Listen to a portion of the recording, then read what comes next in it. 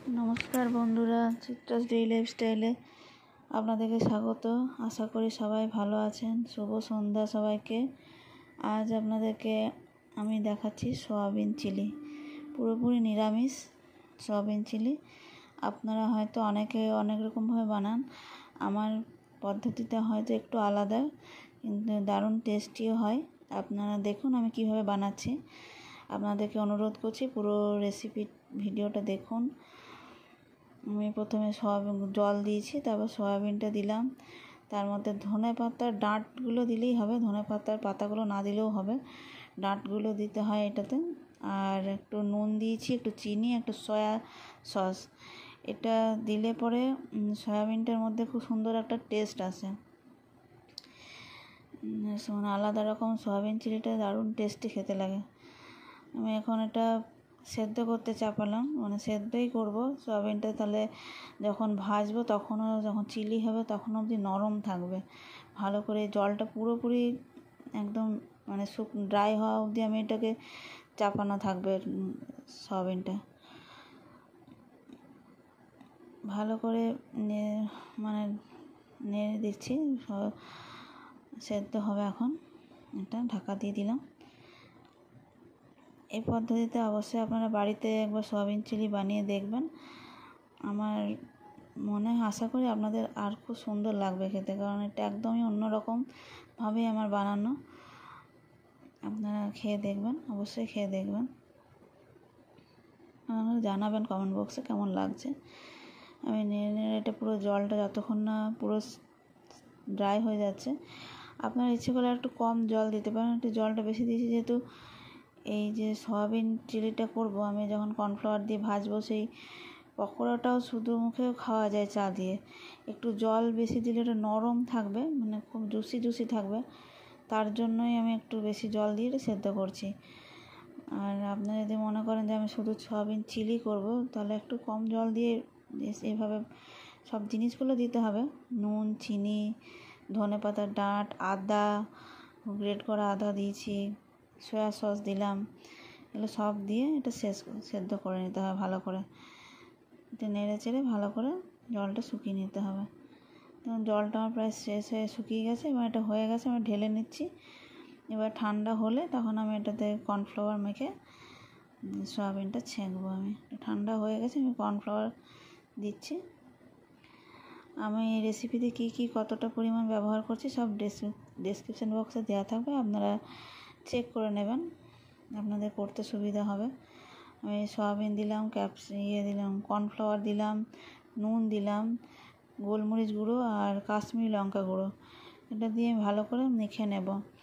এটা এখন জল দিইনি, একটু জল দিয়ে ভালো করে মেখে নিতে হবে। আমার সমস্ত সাবস্ক্রাইবার বন্ধুদের অনেক অনেক ধন্যবাদ আমার পাশে থাকার জন্য। আমার চ্যানেলকে আরও বেশি বেশি করে শেয়ার করুন, সাবস্ক্রাইব করুন, লাইক করুন। আমার পাশে থেকে আমার চ্যানেলকে এগিয়ে নিয়ে যাওয়ার জন্য সাহায্য করুন।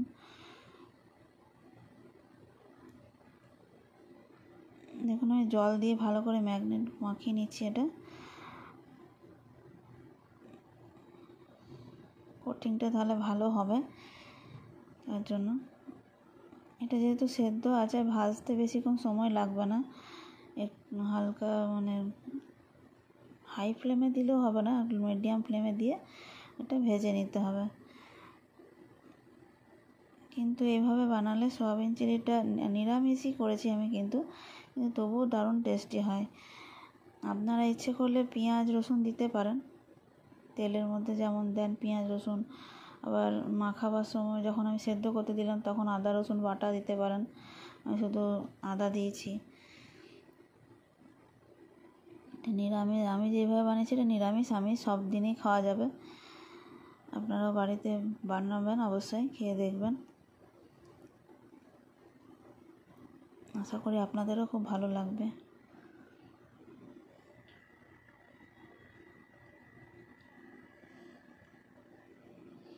আমি একটু ভাজলাম, তুলে নিচ্ছি। সবগুলো এইভাবে ভেজে নেব সয়াবিনগুলোকে। দেখুন এগুলি যে তৈরি করছি, এগুলো শুধু মুখেও স্ন্যাক্সের মতো চায়ের সাথে খাওয়া যাবে, পকোড়ার মতো। তাই একটু সেদ্ধটা বেশি করেছিলাম। ভীষণ টেস্টি হয়, শুধুটাও খেতে খুব সুন্দর হয়, আর এটা যখন চিলিতে দেওয়া হবে তখন আরও টেস্টি হয়ে যায়। আপনারা বেল আইকনটা অবশ্যই অন করে রাখবেন, আমার নতুন নতুন রেসিপির নোটিফিকেশান আপনারাও পেয়ে যাবেন।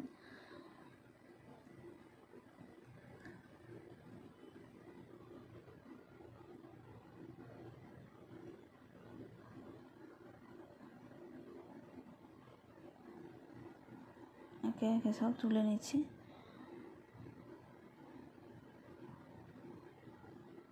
খুব ভাজতে বেশি সময় লাগবে না, একটু মিডিয়াম ফ্লেমে ভেজে নিতে হবে। সেদ্ধ করাই আছে।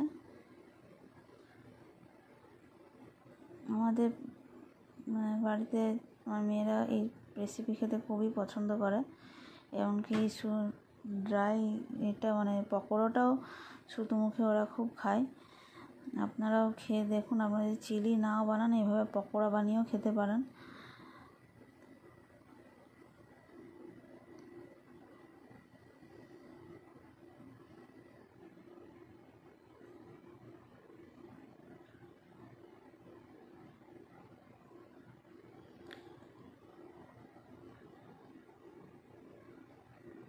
আমি একটু একটু করে সব ভেজে নিচ্ছি, দেখে নিন।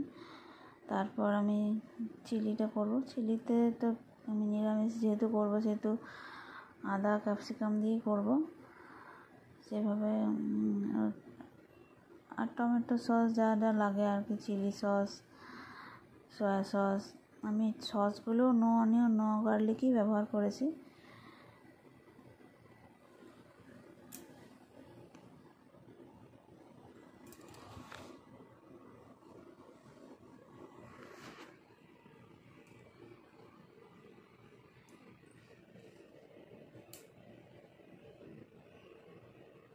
ভেজে তুলে নিচ্ছি আমি।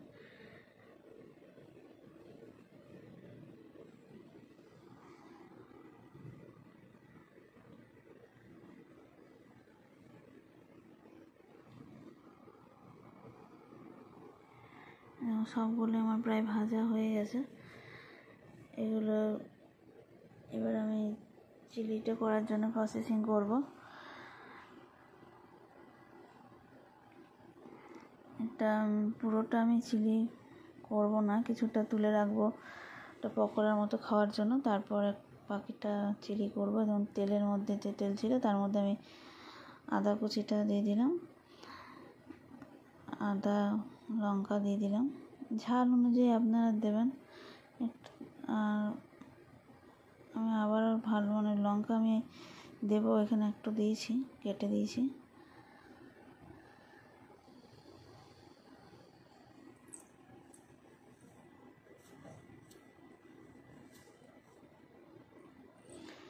ক্যাপসিকামটা দিয়ে দিলাম, ক্যাপসিকাম কুচি করে রেখেছি। টমেটো দিয়েছি, যেহেতু আমি নিরামিষ করেছি তাই একটু টমেটো কুচিও দিয়েছি, এতে টেস্টটাও অনেকটা বাড়িয়ে দেয়।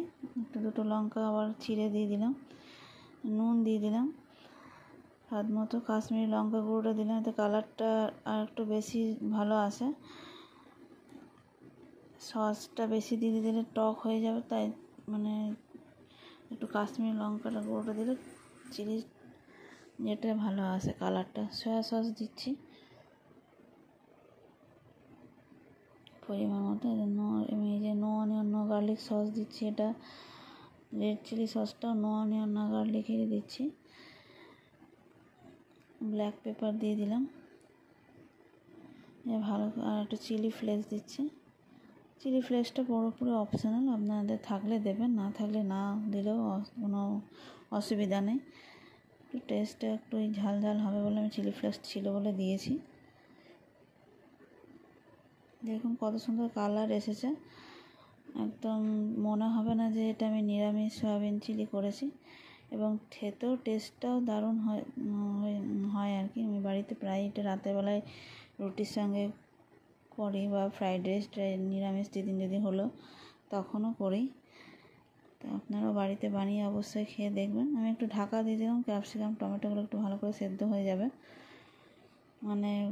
বাড়িতে যেহেতু বানানো, বাইরে রেস্টুরেন্টে তো কাঁচা কাঁচাই ব্যবহার করে, আমি যেহেতু বাড়িতে বানাচ্ছি মেয়েরা না সেদ্ধ হলে ফেলে দেবে।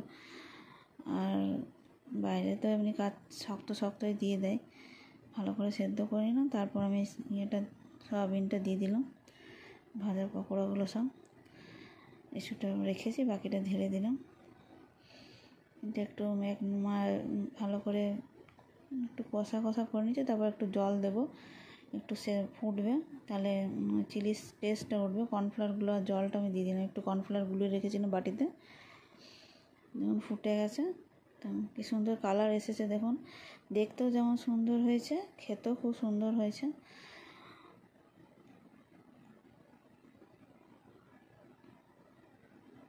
অবশ্যই আপনারা বাড়িতে বানিয়ে দেখুন, আমাকে কমেন্ট বক্সে অবশ্যই জানাবেন। লাস্ট টাইম একটু ধনেপাতা দিয়ে দিলাম। আমি সার্ভ করে আপনাদেরকে দেখাচ্ছি।